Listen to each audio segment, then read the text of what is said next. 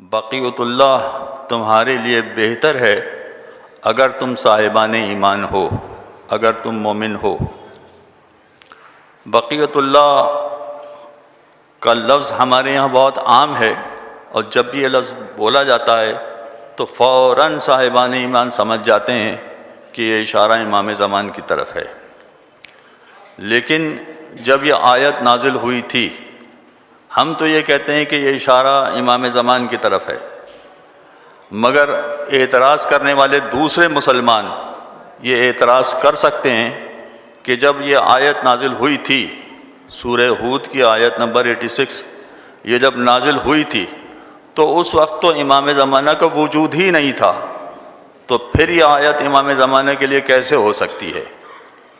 یہ سوال اپنی جگہ پر یا اعتراض اپنی جگہ پر جب کیا جائے تو ہمارے بچوں کو معلوم ہونا چاہیے، چونکہ جب اعتراض کیا جا رہا ہے تو یہ اعتراض تو اپنی جگہ صحیح ہے کہ اس وقت امام زمانہ موجود نہیں تھے، ان کی پیدائش نہیں ہوئی تھی، تو اس آیت کو آپ امام زمانہ سے کیسے جوڑ رہے ہیں؟ کیا تعلق بنتا ہے اس کا؟ یہ ذہن میں رکھیے کہ اس کا جواب ہمارے ایک بہترین مجتہد آیت اللہ شیخ محسن فیض کاشانی جو جلیل القدر عالم گزرے ہیں، انہوں نے ایک تفسیر لکھی ہے، اس تفسیر کا نام ہے تفسیر صافی۔ اور اس تفسیر کی خوبی یہ ہے کہ عام طور پر جب آپ تفاسیر کا مطالعہ کرتے ہیں، کسی بھی تفسیر کا مطالعہ کریں، چاہے شیعہ تفسیر ہو یا سنی تفسیر ہو یا کسی اور مسلک کی تفسیر ہو، آپ جب تفسیر کا مطالعہ کرتے ہیں تو اس میں تفسیر لکھنے والا بہت ساری باتیں جو اس کی سمجھ میں آ رہی ہوتی ہیں وہ بیان کرتا ہے، لیکن شیخ محسن فیض کاشانی ایسے مجتہد گزرے ہیں کہ جنہوں نے جو تفسیر لکھی ہے انہوں نے اپنی تفسیر کی ہر آیت کے حوالے سے، قرآن مجید کی ہر آیت کے حوالے سے معصوم کا کلام نقل کیا ہے، معصوم کا کلام بیان کیا ہے کہ معصوم اس آیت میں کیا سمجھانا چاہتے ہیں، معصوم اس کلام کی کیا تفسیر بیان کر رہے ہیں، وہ اس انداز کی یہ پوری تفسیر لکھی گئی ہے۔ کئی جلدوں پر مشتمل یہ تفسیر ہے، اگرچہ عربی زبان میں ہے مگر وہ فقط معصوم کے کلام کے حوالے سے تفسیر لکھی گئی ہے۔ فرماتے ہیں کہ امام محمد باقر علیہ السلام نے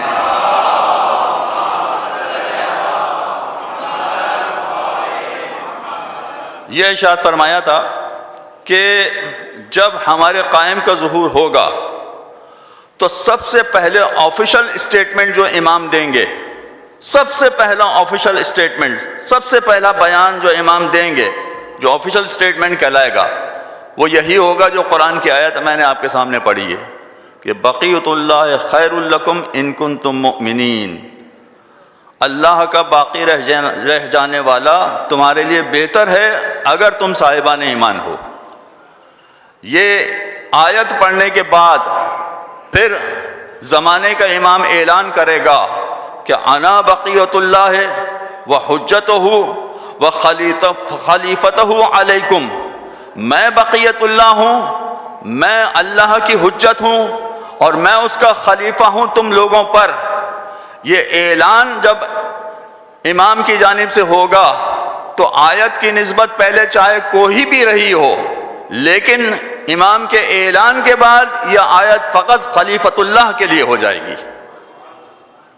فقط امام زمانہ سے منسوب ہو جائے گی۔ اب آئیے، جو بقیت اللہ کا لقب امام کو ملا ہے، دیکھیے اس میں اب جو میں بات کہنے جا رہا ہوں ذرا سی دقیق بات ہے، آپ کی توجہ چاہتا ہوں۔ بقیت اللہ کا مطلب کیا ہے کہ اللہ کے پاس آخری باقی رہ جانے والا، باقی رہ جانے والا۔ کہیں اس سے یہ غلط فہمی پیدا نہ ہو جائے کہ اس کا مطلب یہ ہے کہ اللہ کا خزانہ بھی خالی ہو گیا، اللہ کو بھی بجٹ ڈیفیسٹ کا سامنا کرنا پڑ رہا ہے،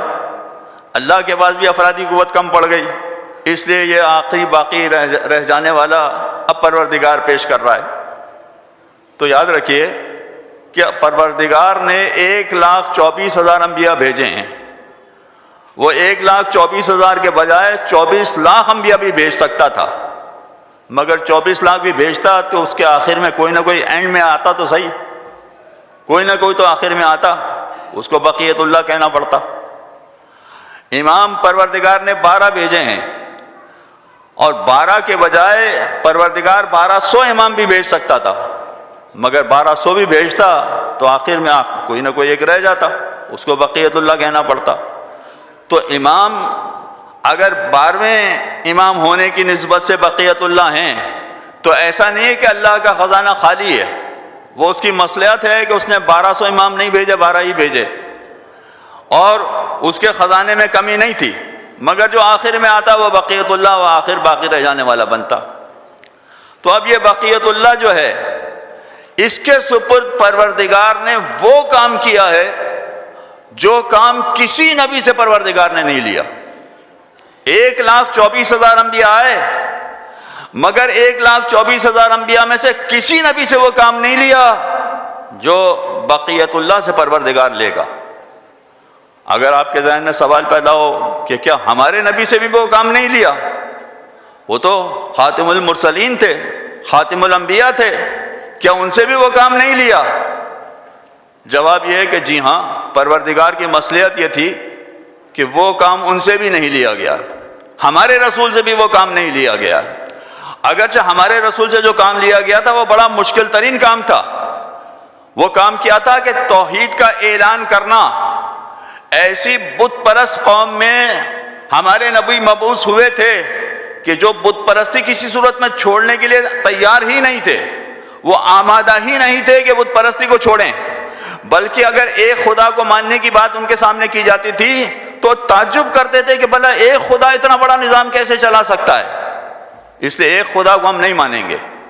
تو جو کام ہمارے نبی سے لیا گیا تھا وہ بہت مشکل کام تھا کہ انہوں نے بت پرستی کا خاتمہ کر کر توحید کا اعلان کیا،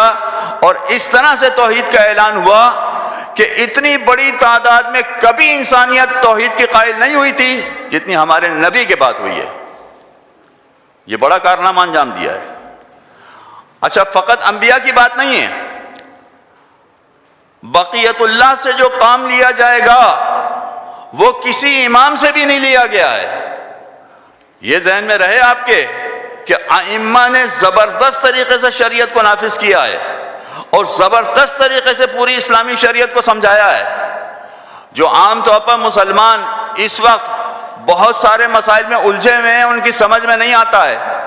بہت ساری چیزوں کا جواب نہیں ہے۔ میں کچھ مثالیں بھی پیش کرتا مگر گنجائش نہیں ہے، آپ خود بھی سمجھ رہے ہیں کہ بہت ساری چیزوں کا ان کے پاس جواب نہیں ہے۔ فقط ائمہ نے جو اپنے شاگرد پیدا کیے اور ان کے ذریعے سے جو درس و تدریس کا نظام قائم کیا، اس کی وجہ سے پوری عالم اسلام میں جو شریعت کا نظام ہمارے انداز سے چلتا ہے، ہمارے یہاں جو چلتا ہے، یہ بہترین قسم کا نظام ہے جس کی اہل سنت بھی تعریف کرتے ہیں۔ یہ کام کیا ہے ائمہ نے، مگر جو کام بقیت اللہ سے پروردگار لے گا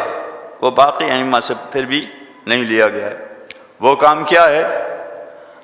دیکھیں، ائمہ نے نماز سکھائی، روزے سکھائے، حج سکھایا، عبادتیں سکھائیں، دین سکھایا، لوگوں سے تعلقات رکھنا سکھایا، بہت ساری چیزیں سکھائیں، اور یہ ساری چیزیں بڑی اہم ہیں، مگر اس کے باوجود جو بقیت اللہ کے لیے کام مقرر کیا گیا تھا وہ کیا تھا؟ الذی یملأ الارض قسطا وعدلا بعدما مولع ظلم و جورا۔ یہ امام وہ کام کرے گا کہ عدل و انصاف سے پوری زمین کو بھر دے گا۔